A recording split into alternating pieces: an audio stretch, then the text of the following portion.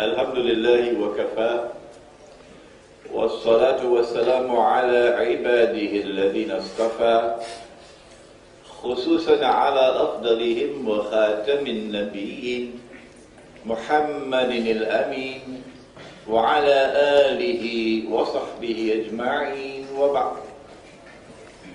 We begin with Allah's blessed name. We praise Him and we glorify Him as He ought to be praised and glorified. And we pray for peace and for blessings on all His noble messengers, and in particular on the last of them all, the blessed Prophet Muhammad sallallahu ta'ala alayhi wa sallam. Professor Dr. Khalid Ahmad, Major General Muhammadu Buhari, organizers of this second World Conference on Riba, a word which is located in the Quran, and so it is to the Quran we'll have to go for the meaning of that word. Presenters, delegates, brothers and sisters here in Putra World Trade Center in Kuala Lumpur in Malaysia, Assalamu alaikum wa rahmatullahi wa barakatuh. Surah Al-Baqarah of the Quran and the word of Allah Most High. بعد أعوذ بالله من الشيطان الرجيم الذين يأكلون الربا, those who consume riba, they better listen. لا يقومون إلا كما يقوم الذي يتخبطه الشيطان من المس. They will not stand, they will not conduct themselves, they will not behave except in a very strange way.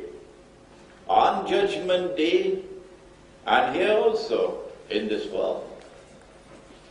Except as a people driven to madness by Satan's touch. Just open your eyes and you can see how they're behaving now. The barbarians who now rule the world. ذَلِكَ بِأَنَّهُمْ قَالُوا. This is because they say, they claim, إِنَّمَا الْبَيْعُ مِثْلُ الرِّبَا, that all that we're doing is conducting business. The lending money on interest, we who belong to the Jamaat of Sheikh, we're just doing business.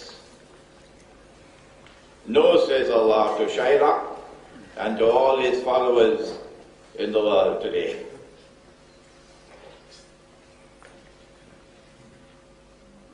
إِنَّمَا الْبَيْعُ مِثْلُ الرِّبَا. Business, riba is a form of business. No, says Allah. وَأَحَلَّ اللَّهُ الْبَيْعَ. Allah has made business halal. وَحَرَّمَ الرِّبَا. And Allah has made riba haram. And so the alternative to riba Islamic banking. The alternative to riba is business. And Islam insists that business must take place in a free and a fair market. That's all. That's all that Islam has ever offered to the world, a free and a fair market. Our topic, the menacing role of riba in contemporary socio-political and economic events like the current mysterious Arab uprisings, like the imminent demise of the US dollar, last heard of in some ICU in a hospital in Manhattan, like the likelihood this year or maybe next year of Israel making her long-planned moves to wage big wars which will eventually deliver to Israel rule over the world. These political and economic, social events that our daughters in Indonesia are now slaves in Singapore, working from morning to night, day after day, no holidays. And in that model state, at the end of the month, they pay the slave of a wage, the wage of a slave, excuse me. These mysterious political, economic, and social events unfolding in the world are linked to riba. And hence, we need to define riba. Thanks to the fact that you took more time to drink your coffee than you should have, my time is now reduced to half an hour. Allah speaks in the Quran, and gives us a definition of riba which we can expand in the rest of today and tomorrow. But it is, one form of riba is lending money on interest. Hence we have to now define what is money. Lending money on interest. And I have this little book, it's just about 60 pages long, so there's no excuse for not reading. The Gold Dinar and Silver Dirham, Islam and the Future of Money, in which I have attempted to define what is money from the Quran. The Dajjal, of course, has a different definition. Oh, you know who is the Dajjal? The one who seeks to impersonate the true Messiah. Welcome to Islamic eschatology. That Allah promised Banu Israel that He'll send one who would be the Messiah, a prophet, and who'd rule the world from Jerusalem, like David alayhi salam and Solomon alayhi salam, from the holy state of Israel. And when Allah sent the Messiah, some of them accepted, but the rabbis rejected, because they said he was a bastard. And then when they saw him die on the cross before their very eyes, oh, he could not have been the Messiah, he's dead, never ruled the world. But you and I know that in the Quran Allah has explained, no, they did not kill him, they did not crucify him. Allah raised him, and one day he's coming back. He's going to rule the world from Jerusalem. Christians and Muslims are the only two people in the world who believe that he will return and he will rule the world. And Christians and Muslims are the only two people in the world who believe that Allah created someone and programmed him to impersonate that true Messiah. And therefore he'll have to rule the world. And he's well on his way to ruling the world today. He has to impose a political and economic dictatorship upon all of mankind. And you cannot understand events unfolding in the world of politics today, in the world of economics today, in the world of monetary economics today, without that eschatological perspective.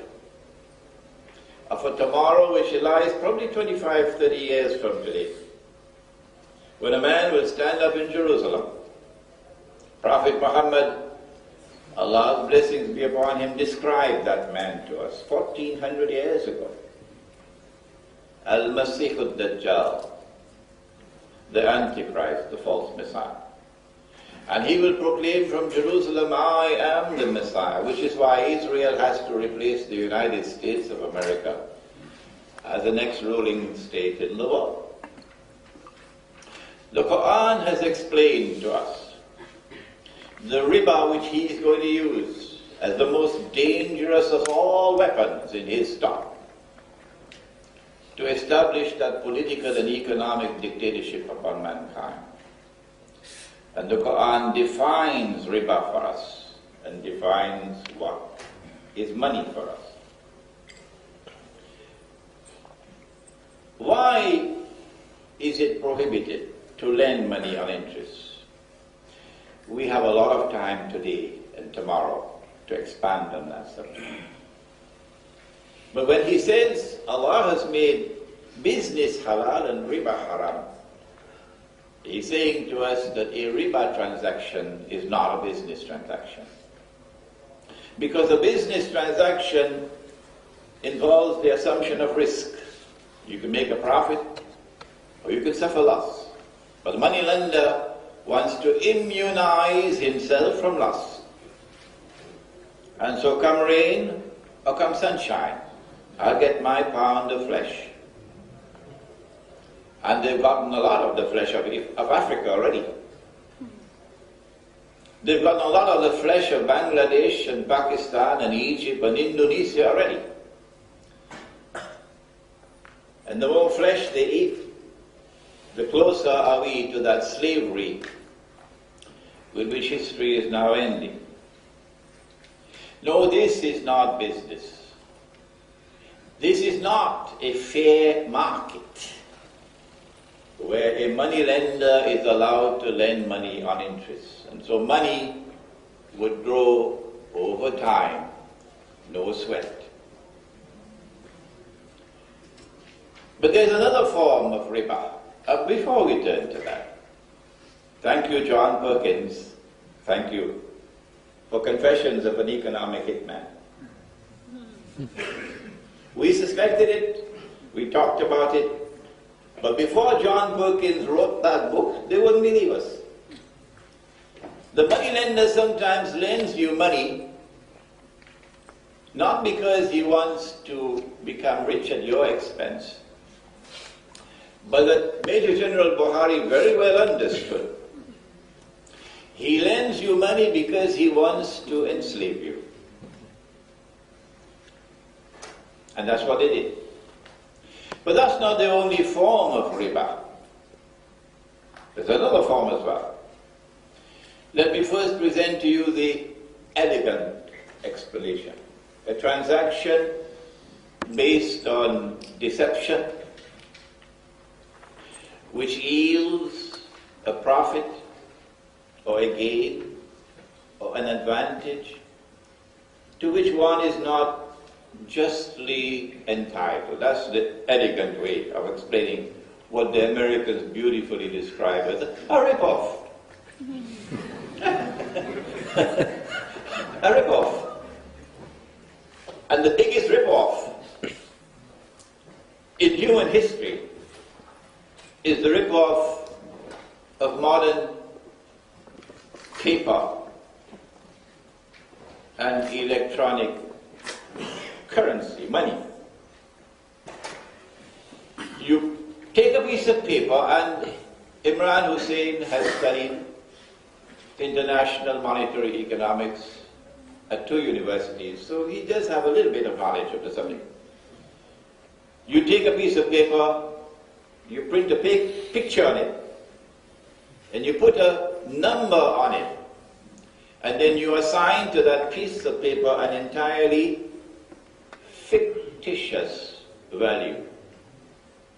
Not in Islam. No, sir. In Islam, money has intrinsic value, stop, period, full stop. There are no two opinions on this, because this is the Quran. Money has intrinsic value. The value of the money is in the money. Barter has its benefits. Community money has its benefits, and we probably are already using that in Indonesia today. And we would be happy to hear what you have to say on these subjects, on the use of barter, the use of community money. But money in Islam has intrinsic value, meaning the value of the money is in the money. Number two, that it is Allah and Allah alone who creates wealth out of nothing. When gold and silver coins are in short supply in the market, and gold coins are in the Quran and silver coins are in the Quran, and this is supposed to be an Islamic conference. And so from this conference emerges the viewpoint of Islam. When gold and silver coins are in short supply in the market, then we use commodities of food supply,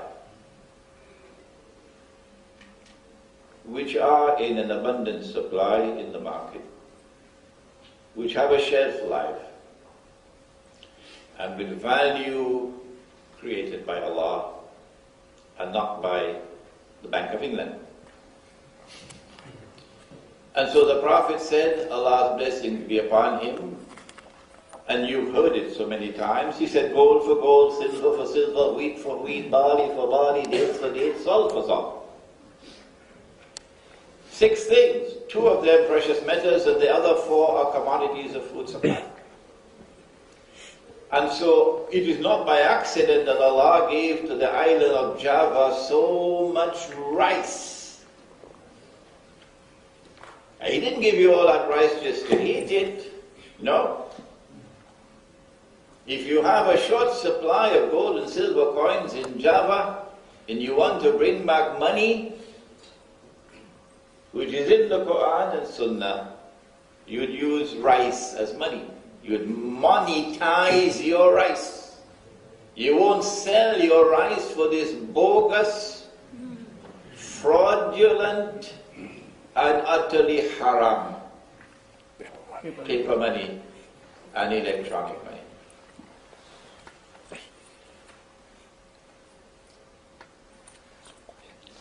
Paper money, electronic money, created out of thin air, is bogus, is fraudulent, is haram. Fractional reserve banking, where you create wealth out of thin air, is bogus, is fraudulent, is haram, is a system of legalized theft. And the alternative is supposed to be Islamic banking.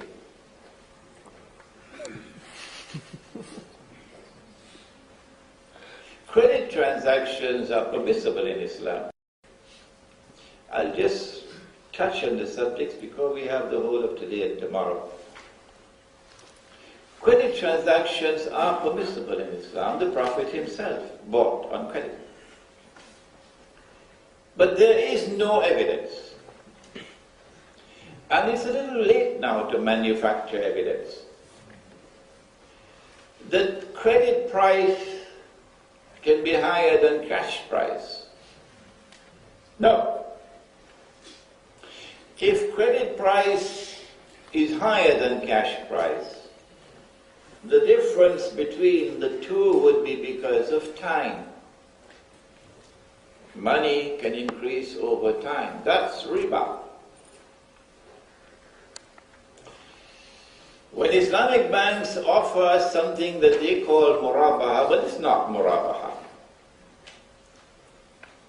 They are selling on credit at a price higher than the cash price. And when we say to them that is riba, in fact that is worse than conventional riba because this is backdoor riba. They differ with us. When we say to them that this paper money is haram and you're supposed to be an Islamic bank and you're using the same paper money, they differ with us. When we say that this fractional reserve banking is haram, they differ with us. And they're supposed to be the model for the whole world of Islam. And our response on the basis of our study of Islamic eschatology, or what the Malay call ilmu akhir zaman. We spent a long time on this subject. Here is Jerusalem in the Quran.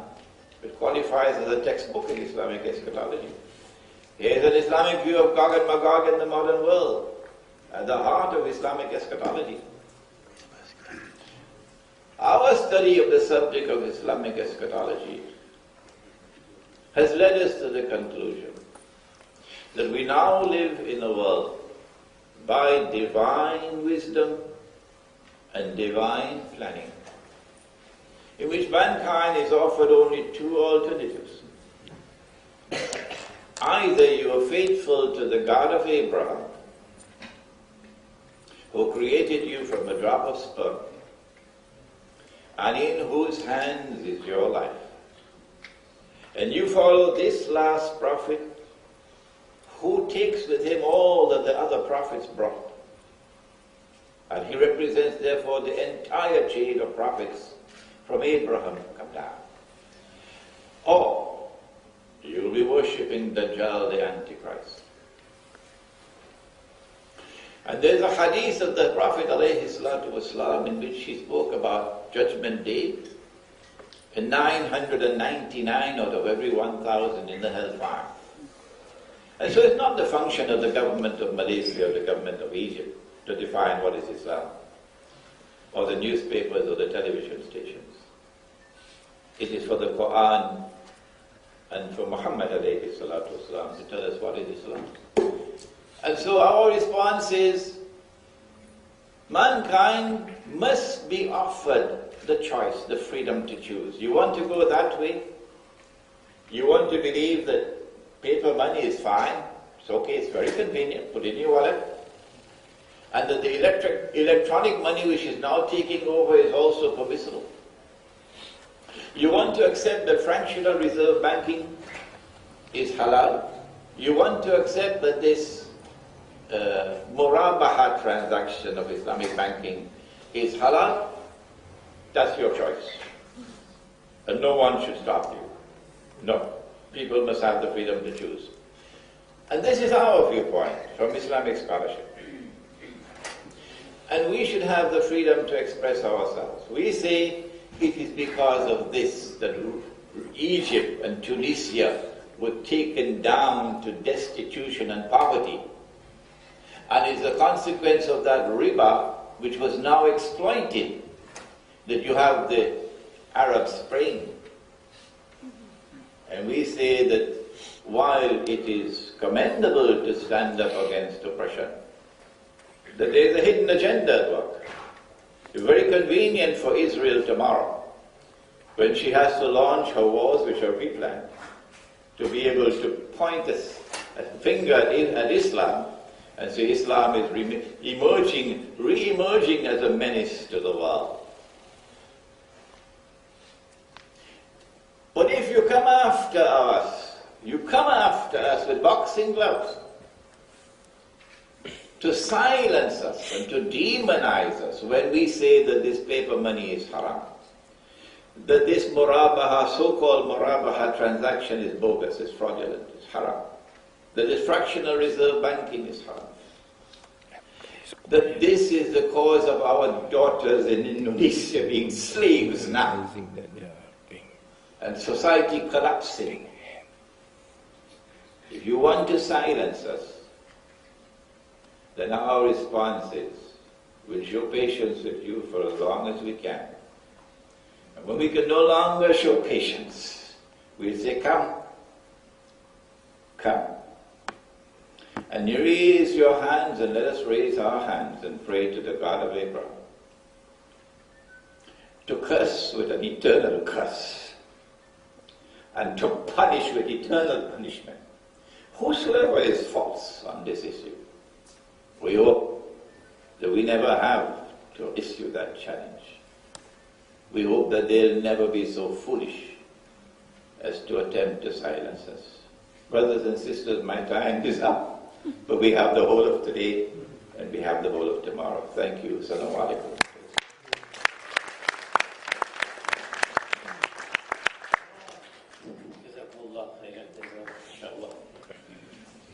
The Imran Hosein, and as a chairman, you know this is the toughest time.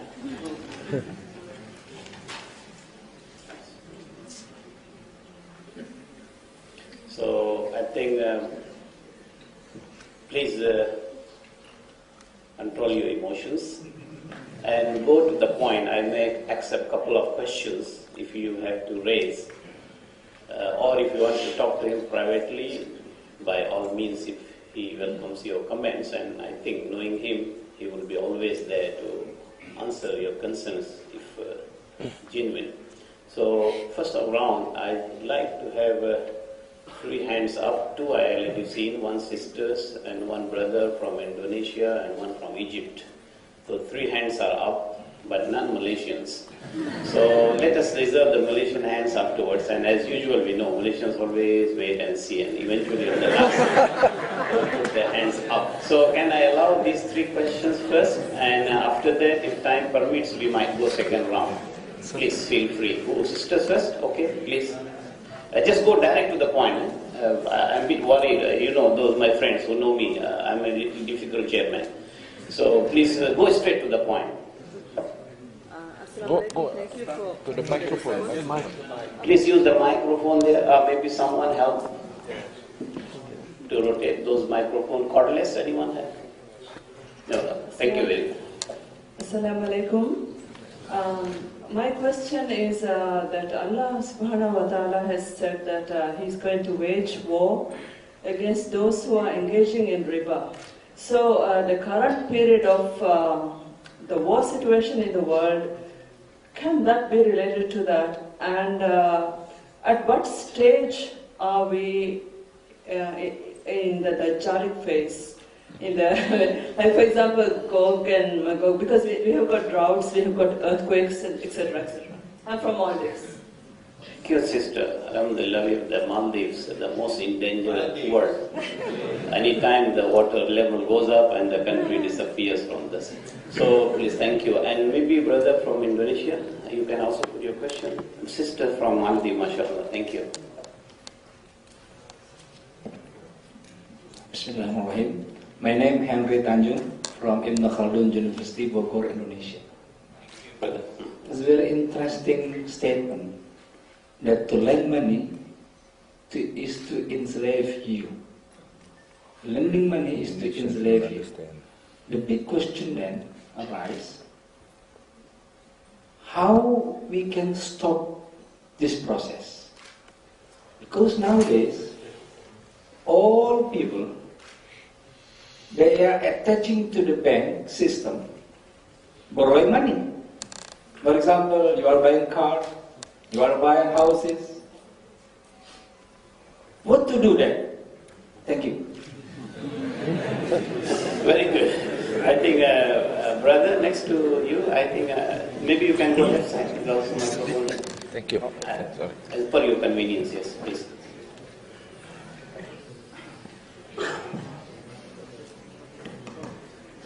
Bismillah ar-Rahman ar-Rahim. My name is Ali Sulaiman. I come from Egypt. I'm an economist. I just have two Sheikh comments very quickly. One, of course, I enjoyed very much what Honorable Bukhari said this morning. He said he was a simple soldier, but I think he gave a very deep definition for us and for this conference, that when we talk about riba, we're not talking about usury alone, but we are also talking about injustice and our need to create a system that allows free and fair treatment for everybody. Hearing Professor Imran speaks this morning gave me a sense of perhaps danger that we don't want to be totally isolated from the modern economy. I mean, talking back about going back into barter economy, going back into the gold standard will generate immediate response by the powers to be in the economic field. And they say barter is not efficient, gold is not a suitable method of exchange. So before we reach that conclusion, we really have to gather our forces as thinkers and economists and offer alternatives and make sure that these alternatives make sense and they are suitable for the modern world. I'm not for paper money or for electronic money per se, but I'm for a system that's efficient, that is modern, that is commensurate with the needs of modern world. Final word about suggestion. I think the name of this conference is very good, but we should not say a conference in Riba, but a conference on Riba-free economy. I think that makes much more sense. I wish you success and thank you. Thank you very much. So we got 3 questions and 3 different dimensions, Brother Imran, please. Maldives, Indonesia and Egypt, mashallah. Where are we? What's the time frame? Nabi Muhammad alayhi salatu wasalam spoke about the end of history, which is different from the end of the world. The end of history comes first and then the end of the world. History ends with the triumph of truth, the triumph of justice, of all rivals. And the central figure at the end of history is the return of the son of Mary, Nabi Isa alayhi salam, the Prophet Jesus. He gave us signs by which we could recognize that last age. And amongst those signs, there's one which is quite close to us, right here in KL. He said you'd find the naked, barefooted shepherds competing with each other in the construction of tall buildings. Walk outside, take a look.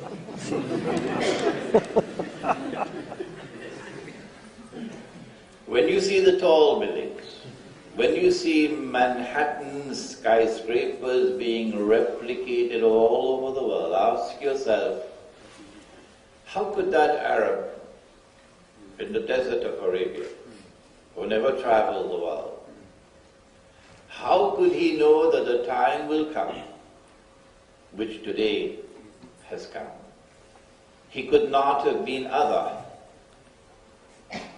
than a messenger of Allah, a prophet. So we are in that time frame. I wish I had more time to expand on this question, but we have the whole of today and tomorrow. Number 2, I said that sometimes the money lender lends you to get his pound of flesh. But as John Perkins has so brilliantly exposed in his book, Confessions of an Economic Hitman, the money lenders sometimes lend you to enslave you. We did that in the part of the world from where I come. I come from the Caribbean island of Trinidad, and next door to us is Guatemala and Honduras and Nicaragua and Colombia and Bolivia. And so we know about the latifundia, where the colonists who came out of Europe needed labor. And you had the Indians, you have Red Indians, and you have West Indians, like myself. So they call Red Indians of I don't know why they call it. Maybe they're reddish in complexion. These innocent people of South and North and Central America. And they would lend you money on interest, knowing that you would not be able to repay because of the rate of interest.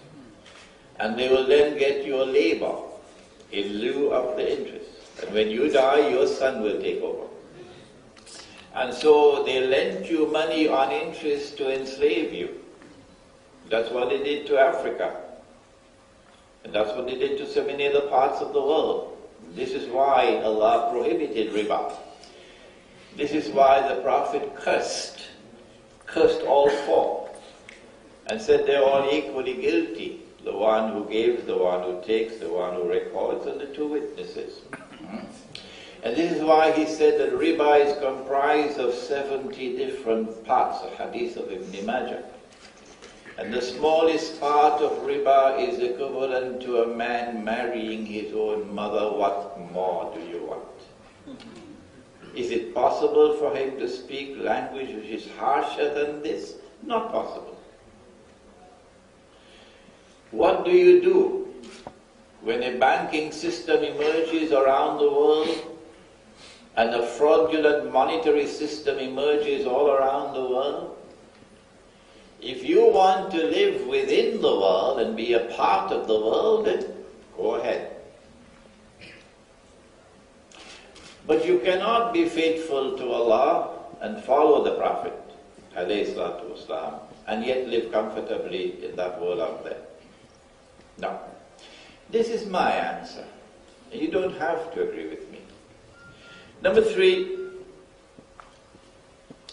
I remember a conference that took place in Egypt in 1926. July 1926. And the conference was organized by Al-Azhar University. There's a book outside entitled The Caliphate, the Hijaz and the Saudi Wahhabi nation state, in which I give a synopsis of that conference. And there was an Egyptian Sheikh whose name was Sheikh Muhammad al-Zawahiri. And he was a profound scholar of law, an eminent Egyptian scholar of law.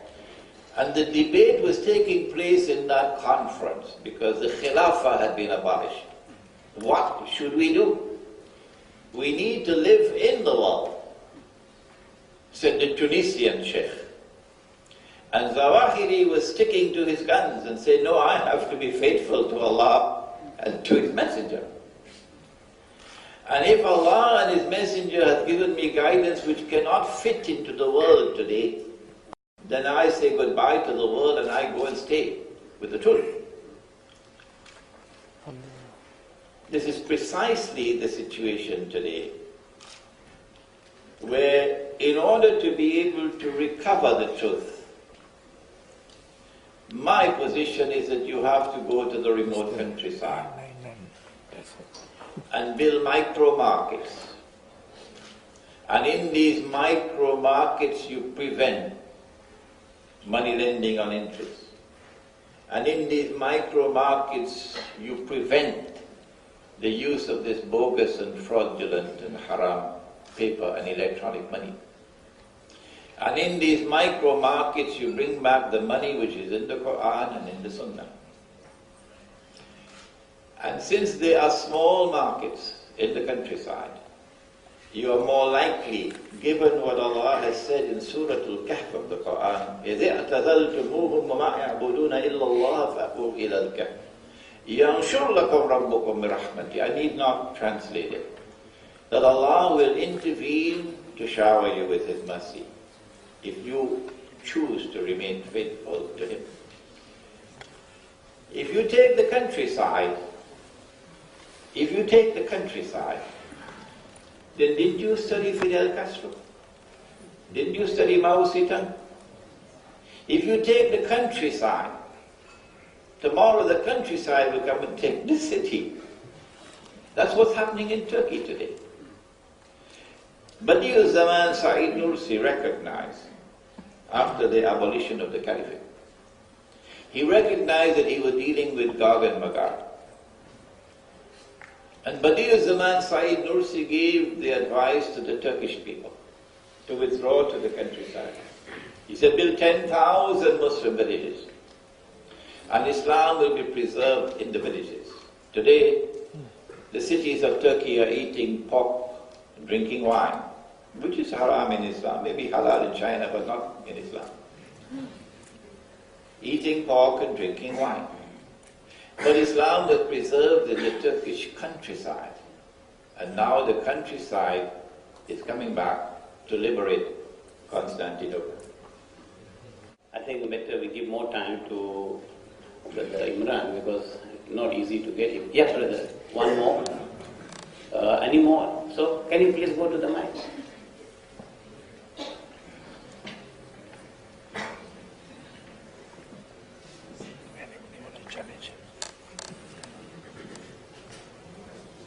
Assalamu alaikum wa rahmatullahi wa barakatuh. My name is Murtada Ahmad. I'm from International Islamic University, Malaysia. My question is this. You mentioned something about Dajjal and the Dajjalistic system going on in the world. And in particular, you mentioned Israel and the United States of America and their system as being the kind of Dajjal. I want to ask, people have been saying this. Is it a kind of metaphor? Is it an interpretation? Or should we be expecting the real Dajjal to come? It's a very big question. I want you to analyze it all. That's number one. Number two, in my country... Did you allow two questions? I think, please, maybe privately you can put it to Brother Imran later on. Thank you. I think. Sister, please, bear with me. One basic question. And actually, the one brother waiting this side, so I would prefer... Okay, quickly. In the meantime, can you please take your place? Yeah, quickly. I wanted to know, what is electronic money? Okay, thank you. Good. So, this one from this side? Okay, please. This is going into YouTube. Okay? It is straight to the point. In this world, the interest is complete dominance. You cannot expect price, deferred price, to be same as the cash price. It is not possible. And therefore, since the whole of the world is Muslim and the Quran is all the time, so a person who is compelled to buy, he does not have to, and nobody will give interest below. Now, this person either has to die or has to buy at a higher price. I think Islam cannot prohibit him from buying at a higher price because Islam is all like to come. Thank you very much. I feel that selling at higher price has to be permitted under some certain circumstances. It cannot be wrong. And that's why Islam has progressed too much. Of course, it is very bad, but it cannot be wrong. Thank you very much. Okay, so Brother Imran, I think that I know there are many questions and some hands are half up, some full up, but I have to please tell you we don't have much time on our side. Thank you. On the subject of Dajjal, I don't think it's possible for anyone to penetrate the subject without a knowledge of international politics, without a knowledge of international economics, without a knowledge of international monetary economics, without a knowledge of history. I don't think it is possible for anyone to penetrate the subject of Dajjal unless you come with a versatile scholarship. Number two, I don't think it is possible to understand and penetrate the subject of Dajjal until events had sufficiently unfolded in the historical process. And so, in the 1940s, when Israel was not as yet born, it would have been very, very difficult for men like Dr. Muhammad Iqbal in India to be able to penetrate and anticipate. But today is different. Events have sufficiently unfolded in the historical process for us to be provoked into thinking, is it by accident that the Jews have returned to reclaim the Holy Land as their own 2,000 years after they were expelled by divine decree and prohibited from returning? Is that by accident? Or is there an explanation? Does the Quran say that it is tibyanan likulli shay, that it explains all things? Is there an explanation in the Quran? Number two, is it by accident that the state of Israel has been restored in the Holy Land? Or rather, created in the Holy Land, because the holy state of Israel has not been restored? This is an impostor. Is it by accident that the state of Israel has been created in the Holy Land 2,000 years after it was destroyed by divine decree? Is it by accident that this baby which was born, and they said, all that we are doing is creating a home for a people who don't have a home? Or they tell monstrous lies. And the Prophet warned us that in the last days there will be great liars. No. They created Israel to one day rule the world. That's why they created Israel. Is it by accident that this baby, which was born just in 1948, has grown, thanks to countless Uncle Sam's vetoes in the Security Council, grown to be a nuclear-powered, thermonuclear-powered state in control of the US Congress and with the military capacity to destroy Europe, and one step away from taking over from the United States? Once the US dollar collapses and is demonetized, and you can then use the US dollar as wallpaper, and the US economy collapses, it's now a controlled demolition job that's taking place.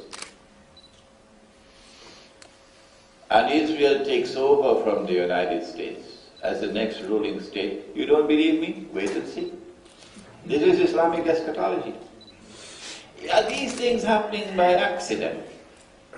Or is there an explanation? This is our explanation. That this is coming from Islamic eschatology. This is the work of Dajjal, the false Messiah. Who is he? I need 2 hours to answer that. We don't have 2 hours to answer. But read Jerusalem in the Quran. Read Jerusalem in the Quran, and you'll see what the Quran says on the subject and what the Prophet says on the subject. Most people are not interested today in these things.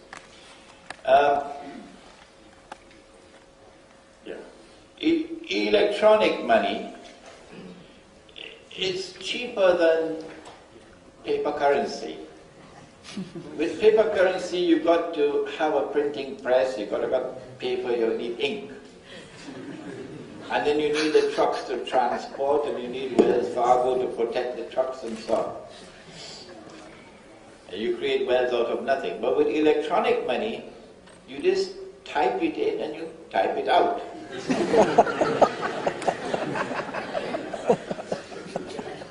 And whoever controls the keyboard, no government will control the keyboard tomorrow.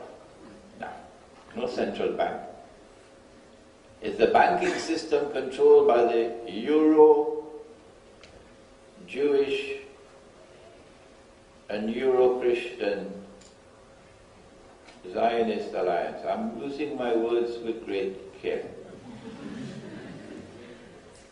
Because there are Jews who oppose Israel. And there are Jews who stand with us in seeking to liberate the Palestinian people from oppression. And there are Christians like that as well. They are the ones who control electronic money or digital money. And the nice thing about it is that while you're here in Malaysia, you will eat something called roti canai for breakfast. Drink something called teh tarik. You won't be able to buy even your newspaper without they being able to track you down. They know how much money you have. They know how you are spending your money. And they know where you were when you bought the newspaper. Dajjal is a genius, absolute genius. So the electronic money functions also as a very sophisticated system of espionage. Darura. The law in Islam permits you to eat pork when there is no food, but that does not mean that the pork is not haram. The pork still remains haram. If there is no food to eat and you are starving to death, then the divine wisdom allows you darura, the doctrine of necessity. So you can eat pork so long as there is no food.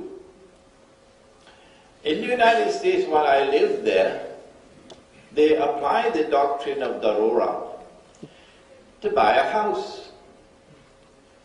So when I looked at the house, I said to myself, well, why did you have to fill your plate with pork? Look at the size of that house. And secondly, when you're eating the pork, you must still detest it. But why are you licking your finger? Licking your fingers and sending emails back to Pakistan. Look at the lovely house I now have. And number three, you must only eat the pork for the minimum time possible while you're searching for food. So how come you signed the document for 40 years or so?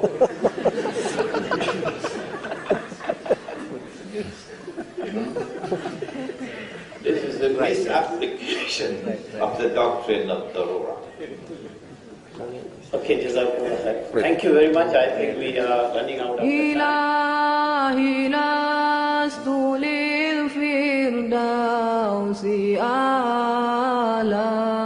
ولا أقوى على نار الجحيم الله فهب لي توبة واغفر ذنوبي فإنك غافر الذنب العظيم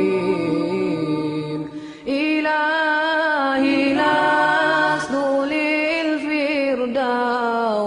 أعلى ولا أقوى على نار الجحيم الله فهب لي توبة واغفر ذنوبي فإنك غافر الذنب العظيم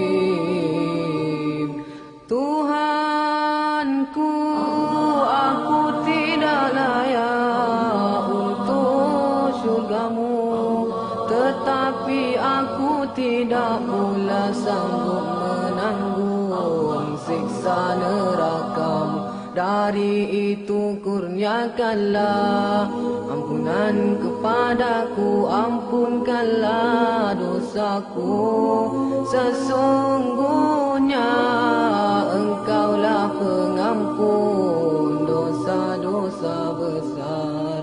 Tuhanku, aku tidak layak untuk syurgamu, tetapi aku tidak pula sanggup menanggung siksa nerakamu. Dari itu kurniakanlah ampunan kepadaku, ampunkanlah dosaku.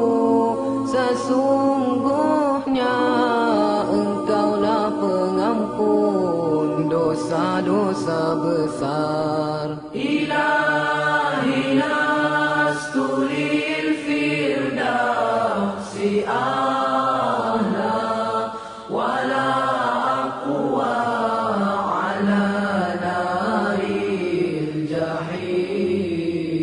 Allah fahab li tawbatan waghfir dhunubi fa innaka ghafiru dhanbil azim. Ilahi lastu lil firdausi ahla wala